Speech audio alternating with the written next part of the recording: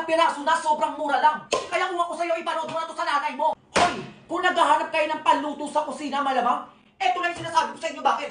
Tingnan mo yung kulay, ha? Oh, makapal pa yan, maganda-ganda. Bagay na yung holiday, sinasabi ko sa inyo, magluluto-luto kayo. Eto na yung regalo ko sa nanay mo para matuwa naman yan.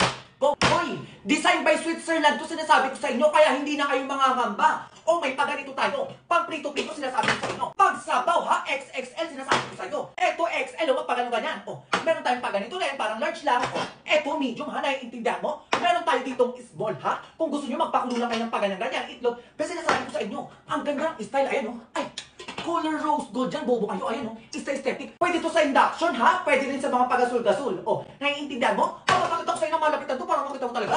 Go. O, be, ganito siya sinasabi ko sa'yo, ayan siya o. O, ay, ang ganda ng kulay nito, be. Sobrang lakas makasala. Sobrang yaman tignan, be. Ayan siya, oh. Tapos sobrang kapal nito, sinasabi ko sa'yo. Ayan siya, oh.